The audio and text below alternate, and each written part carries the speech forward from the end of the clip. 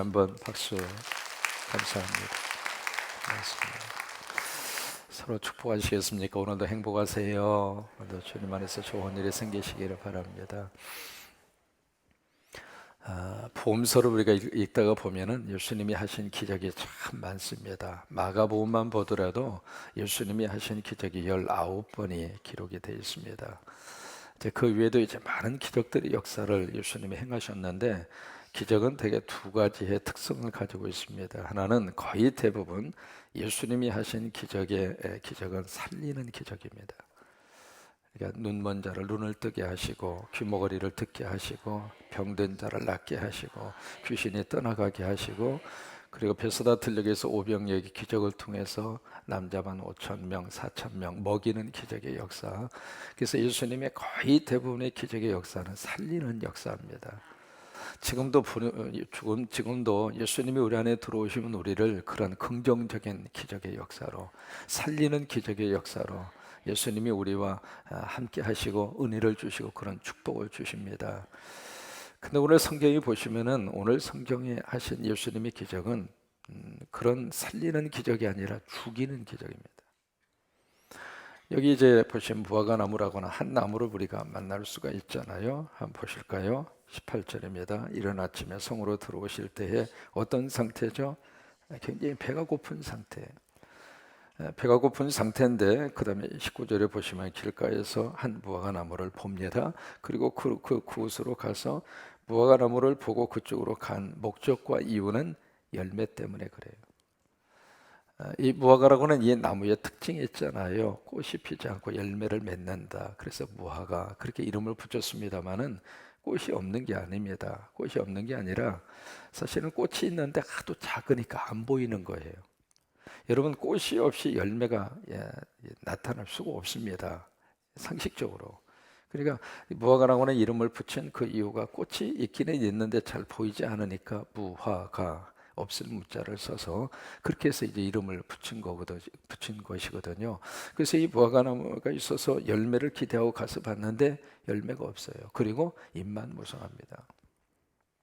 이 무화과라고 하는 것은 열매가 1년에 2번 맺히거든요. 9월에서 10월 달 맺히고 3월에서 4월 달 맺힙니다. 그래서 이제 2번에 걸쳐서 열매를 맺는데, 대개 9월에서 10월 달 맺히는 무화과 열매가 최고로 맛있습니다. 그리고 이제 3월 달, 4월 달에 열리는 무화과 열매도 먹을 만하죠. 그리고 무화과 열매는 굉장히 많은 열매가 맺힙니다. 그리고 지금 이스라엘의 지역에 가서 보시면은 흔하게 여기저기 무화과를 막 이렇게 심어 놓아서 어떤 사람이라 할지라도 자유스럽게 따먹을 수 있을 정도로 그렇게 흔하게 심겨져 있는 무화과 나무이거든요. 그래서 여기 이제 가까이 갔다는 이야기는 그때가 무화과라고 하는 열매를 기대할 수 있는 그 순간이기 때문에 가까이 가서 봤는데 열매는 없고 잎사귀밖에 아무것도 찾지 못하시고, 그 다음에 나무에게 이르시되 이제부터 영원토록 내가 열매를 맺지 못하리라 하시니 무화과 나무가 곧 마른지라. 여러분, 무화과를 심는 가장 중요한 목적은 무엇일까요? 꽃일까요? 열매일까요? 열매입니다. 근데 그 가장 중요한 그 목적이 없다 이 말이에요. 그 목적이 없다, 그 이야기는 존재 이유를 상실했다 그 말입니다. 그 나무를 심은 가장 존재의 이유와 목적은 바로 열매에 있었는데, 가장 중요한 그 목적과 이유 그 자체가 거기 없다 이 말이에요. 상실해 버렸다 그 이야기예요. 성경에 자주 등장하는 나무가 세 가지입니다. 첫째가 감람나무이고, 두 번째가 포도나무이고, 세 번째가 무화과나무예요. 이 세 가지 나무가 가지고 있는 특징이 있어요. 이것은 바로 이스라엘을 의미하는 것이고, 두 번째 곧 우리를 의미합니다.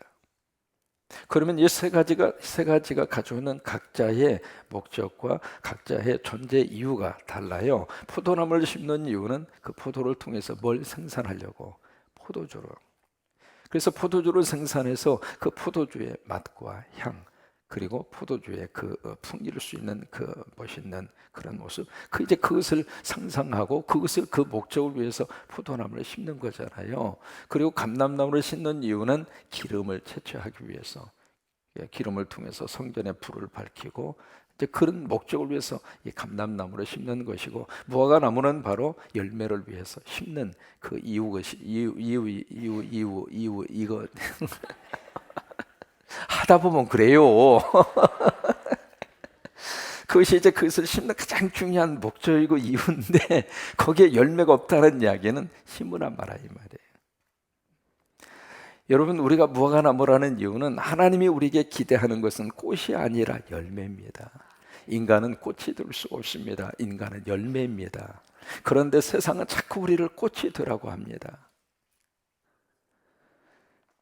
그래서 우리 되게 이제 그런 노래가 있잖아요. 꽃보다 아름다운 뭐죠? 사람이 꽃보다 아름다워, 뭐 그런 노래가 있었나요? 근데 사실은 그 노래는 맞는 말이 아닙니다. 사람은 꽃이 아닙니다. 사람은 꽃이 아니라 사람은 하나님이 이 세상에 심어주신 열매입니다. 근데 자꾸 세상은 꽃의 방향으로 자꾸 우리가 인생을 그쪽으로 흘러가라고. 그래서 거기서 인생의 의미가 있고 거기에 행복이 있고 짜릿한 감정이 있고 그쪽으로 자꾸 이렇게 흘러가라고 우리를 유혹하는 것이 세상인데, 하나님은 그렇게 말씀하지 않으세요. 사람은 꽃이 될 수가 없어요. 대개 여자분들을 향하여 참 묘한 묘사를 쓰는데 그 중에 하나가 여자는 꽃과 같다. 사실 그 맞는 말이 아닙니다. 왜 이분들이 꽃입니까? 하나님 앞에 필요한 열매지. 얼마나 멋진 열매입니까? 지금 땡글땡글해요. 얼마나 풍성한 열매로 맺혀져 있는지 몰라요. 그러니까 이게 우리를 이 땅에 하나님께서 허락하신 가장 중요한 삶의 목적과 이유가 바로 열매인데 그 열매가 없다 이 말이에요. 그러면서 20절에 보세요. 제자들이 보고 이상히 여겨 이르되 무화과나무가 어찌하여 곧 말랐나이까? 예수께서 대답하여 이르시되 내가 진실로 너희에게 이르노니 만일 너희가 믿음이 있고 의심하지 아니하면 이 무화과나무에게 된 이런 일만 할 뿐 아니라 이 산들을 들려 바다에 던지라 하여도 될 것이요 너희가 기도할 때 무엇이든지 믿고 구하는 것은 시작. 거기는 그렇게 읽으면 맛이 없습니다. 다 받는데 다 받으리라. 그러면 맛이 없어요. 다 받으리라. 그러면 지금 여기서 예수님의 이 기적을 통해서 주시려고 하는 중요한 의미가 무엇일까? 기적을 통해서 꼭 성경에 기록된 기적이 갖는 의미가 두 가지예요. 첫째는 그 기적을 행하시는 예수님이 어떤 분인가? 그걸 보여주기 위해서 기적을 주시는 것이거든요. 그 예수님이 창조주 하나님이시고 그 예수님이 권능을 가지고 계시고 예수님이 주권을 가지고 계시고 예수님의 말씀 한 말씀으로 모든 것들이 이루어진다라고 하는 예수님이 누구라고 하는 것을 보여주는 것이 기적의 첫 번째 목적이에요. 그리고 두 번째, 그 기적의 대상을 통해서 하나님이 무슨 일을 하고 계시는가, 그걸 보여주는 것이 기적이거든요. 그래서 요한복음에서는 기적이라는 말을 표적이라고 하는 말을 씁니다. 표적이라고 하는 말을 영어로 사인입니다.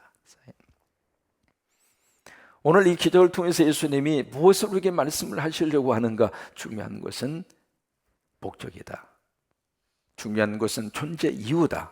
그러면 우리에게 하나님께서 기대하시는 열매가 무엇일까? 두 가지 열매입니다. 첫째는 예수 열매입니다. 오늘 마태복음하고 마가복음하고 약간 차이가 나요. 두 군데를 비교해서 이렇게 읽어보시면은 물어요. 무화과나무가 말랐나이다. 그러니까 마가복음에 보시면은 예수님이 제자들에게 하신 말씀이 있습니다. 하나님을 믿어라. 그 말씀을 하시거든요. 하나님을 믿어라. 그 하나님을 믿어라 라고 하는 것이 다른 영어 번역을 보시면 재밌게 되어져 있습니다. 어떻게 되어 있느냐면 하나님 사이즈의 믿음을 가져라. 한번 해보실까요? 하나님 사이즈의 믿음을 가져라. 내가 생각하는 사이즈의 믿음으로 하나님을 거기다가 자꾸 가두려고 하지 말고, 왜냐하면 우리가 생각하는 믿음은 내가 경험하고 내가 느끼고 내가 이해한 그 정도의 틀밖에는 벗어나지를 못하는 거예요. 그런 믿음을 갖지 말고 하나님 사이즈의 믿음. 여러분, 하나님 사이즈의 믿음이라고 하는 것은 불가능이 없는 믿음이에요. 하나님이 하시면 할 수 있는 겁니다. 하나님이 역사하시면 못할 일이 없습니다. 여러분 인정하시면 아멘. 그러니까 그 믿음을 가져라 그 말이에요. 하나님 사이즈의 믿음을 가져라. 자꾸 우리 사이즈에다가 하나님을 위축시켜서 하나님을 가둬놓고 내가 못하면 하나님도 못해, 그러면 안 돼요. 제가 지금도 기억하고 잊지 못하는 게 있습니다. 장로님이 무슨 일을 하시느냐면 양계장을 하셨어요. 꼭 그런 건 아닙니다만은 오래전 이야기입니다. 근데 그 교회에서 이렇게 뭐가 좀 하자고 그러면 자꾸 그 장로님이 브레이크를 거는 거예요. 왜 브레이크를 거는가? 이렇게 그 논리 자체가 뭐냐면 계란 몇 개 팔아야 되는데, 그러니까 계란 몇 개 팔아야 되는데 그 생각을 하고 그걸 계산을 하다가 보니까 무슨 일을 못 하는 거예요. 그러면 하나님이 계란보다도 작으신 분입니까? 어? 그러니까 내가 계란을 팔아서 어느 정도 하나님 앞에 헌금을 해야, 그래야 하나님이 움직이시고 하나님이 일을 하실 수가 있고, 만약에 그렇지 않으면 하나님이 아무 일도 못 하시고, 그 정도의 하나님이냐고요. 여러분 그러세요? 아니잖아요. 그러니까 하나님 사이즈의 믿음을 가지라고 하는 거예요. 제가 전주에서 목회하면서 감사한 것 중에 하나가, 그 교회에 등록하지 않는 전혀 다른 성도들이 그 교회에 헌금한 액수, 제가 7년 동안 목회하면서 그렇게 해서 들은 외부 헌금이 8억입니다. 제가 깜짝 놀랐어요. 그 사역이 하나님이 기뻐하는 사역이니까, 하나님이 원하는 사역이니까 등록도 안 하고 그 교회 교인도 안 해요. 그런데 와서 헌금하고 맡겨놓고 가는 거예요. 그러니까 우리가 가장 중요한 질문은 이것이 하나님의 뜻인가를 물어야 돼요. 정말 하나님이 원하시는 것인가? 이것을 통해서 하나님이 영광을 받으시는 일인가? 그것을 물은 다음에, 그 다음에 예산이나 그 다음에 물질 문제는 아버지께 맡겨드리면 돼요. 그래서 너희가 이 믿음을 가져라, 그 이야기는 하나님 사이즈의 믿음을 가져라, 그 이야기거든요. 그러면 하나님 사이즈의 믿음의 구체적인 모습이 무엇인가? 예수 그리스도입니다. 그러니까 너희 안에 믿음을 가져라, 그 이야기는 네 속에 예수를 모셔라, 그 이야기예요. 그러니까 믿음을 갖는다는 이야기는 추상적인 개념이 아니거든요. 구체적으로 하나님의 아들 예수님을 내가 모시고 사는 것이 믿음이에요. 그럼 보세요. 내 안에 있는 대로 사람은 생각하고 내 안에 있는 대로 사람은 품고 살아요. 내 안에 예수님이 있으면 예수님 날마다 기억하고 살잖아요. 말을 할 때에도 예수가 나가고, 생활을 할 때에도 예수가 나가고, 노래를 할 때에도 예수가 나가고. 왜? 내 안에 예수 그리스도가 있으니까. 그래서 하나님이 우리에게 기대하는 가장 중요한 열매는 예수 열매입니다. 여러분 오늘 하루도 그 예수님이 열매가 풍성하시기를 주의 이름으로 축원합니다. 두 번째로 하나님이 기대하는 열매가 무엇일까? 기도 열매입니다. 여기 마지막 구절이 그래서 기록이 되어져 있는 것이거든요. 21절, 22절 다시 한번 보실까요? 예수께서 대답하여 이르시되 내가 진실로 너희에게 이르노니, 그 진실로라고 하는 말을 헬라어로 아멘입니다. 아멘, 아멘, 아멘. 레고 아멘 이렇게 되어 있거든요. 말한다, 진실로, 그게 아멘이라고 하는 뜻이에요. 그러니까 진실로 너희에게 이르노니 만일 너희가 믿음이 있고, 그 이야기는 너희 속에 예수가 있고 그 말이에요. 그러니까 너희 안에 예수가 있고 그 다음에 의심하지 아니하면, 그럼 무엇을 의심하지 않을까? 그 예수가 나를 통해서 뭔가 하실 수 있다고 하는 것을 의심하지 않으면 그 이야기예요. 그러면 이 무화과 나무에게 된 이런 일만 할 뿐 아니라 이 산들어 들려 바다에 던지우라 하여도 될 것이요. 22절 다시 한번 읽을까요? 너희가 기도할 때, 그렇게 읽지 말고 내가 기도할 때 이렇게 한번 읽어볼까요? 시작. 내가 기도할 때에 무엇이든지 믿고 구하는 것은 다 받으리라. 그러니까 하나님이 원하시는 두 번째의 열매는 기도 열매. 기도 열매. 빌립보서 4장으로 가서 한번 보십니다. 빌립보서 4장 6절과 7절.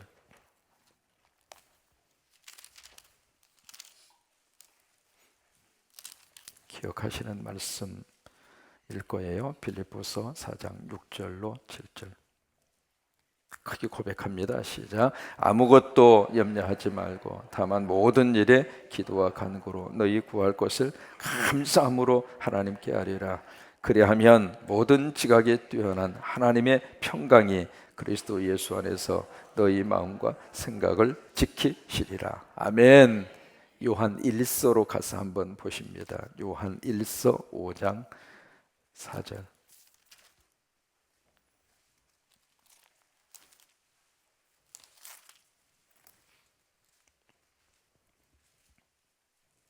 요한 1서 5장 4절. 시작. 무릇 하나님께로부터 난 자는 세상을 이기느니라. 세상을 이기는 승리는 이것이니 우리의 믿음이니라. 그래. 그러면 그 믿음으로 우리가 하나님 앞에 간구할 수 있는 것이 기도잖아요. 그래서 아무것도 염려하지 말고, 왜 그럴까? 세상을 이길 수 있는 힘이 거기 있으니까. 그래서 하나님은 지금도 우리가 풍성한 기도 열매를 맺기를 원하셔요. 여러분, 새벽 기도를 통해서 기도 열매가 날마다 풍성하시기를 주의 이름으로 축원합니다. 구하라, 찾으라, 두드리라. 하나님이 주시고 하나님이 찾게 하시고 하나님이 열리도록 역사하시게 될 것이다. 아들이 떡을 달라 하는데 아들이 생선을 달라 하는데 돌멩이를 주고 그리고 전갈을 줄 부모가 어디가 있겠느냐. 너희가 악한 자라 할지라도 자식에게 좋은 것을 줄 알거든 하물며 하늘에 계신 너희 아버지께서 밤낮으로 구하는 자들에게 좋은 것으로 주시지 않겠느냐. 그래서 우리가 늘 구하고 기도해서 정말 하나님 앞에서 풍성한 기도 열매.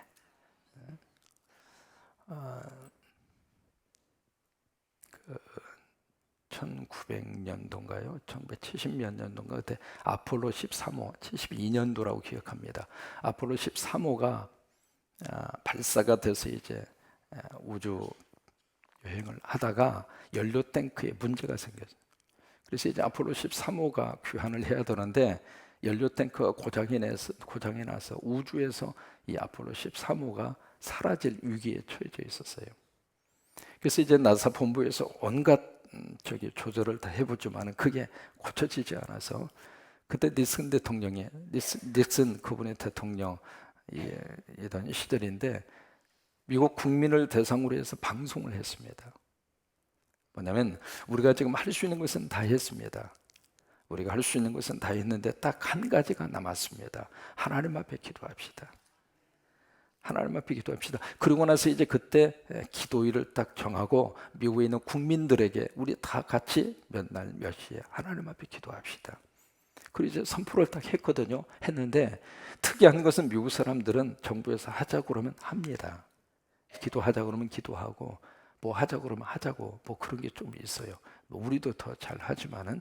그래서 이제 대통령이 선포한 그 날에 전체 국민들이 뜨겁게 기도를 하고 그러고 나서 그 아폴로 13호가 무사히 대서양에 착륙을 합니다. 착륙을 하는데 지금도 이제 그 보도했던 그 사진이 기억이 납니다만은 거기에 미국 닉슨 대통령이 환영을 가요. 그러면서 그 다음에 내도에 다시 한번 나와서 그때 닉슨 대통령이 간증을 합니다. 무슨 간증을 하느냐면 우리가 믿는 하나님은 지금도 살아계십니다. 우리가 믿는 하나님은 지금도 기도의 역사를 하십니다. 그것이 그분의 신앙의 간증이었어요. 나사 본부에 약 한 4,000명 정도가 근무를 합니다. 근무하는데 특이한 것은 나사 본부 전 세계적으로 가장 머리가 뛰어난 사람의 집단인데 거기에 95%가 크리스찬입니다. 그리고 어느 우주선을 발사를 하든지 발사하기 직전에 마지막으로 하는 것이 기도입니다. 여러분, 하나님은 지금도 우리가 기도 열매를 풍성히 맺기를 원하세요. 그래서 우리가 하나님이 찾으시는 열매 두 가지. 첫째는 예수 열매. 우리 안에 믿음이 있는가? 내 안에 예수가 있는가? 그것을 이제 하나님이 찾으시는 열매이고 두 번째는 기도 열매. 여러분, 믿음으로 기도하셔서 날마다 풍성한 기도 열매를 맺고 그렇게 복되게 사시기를 주의 이름으로 축원합니다.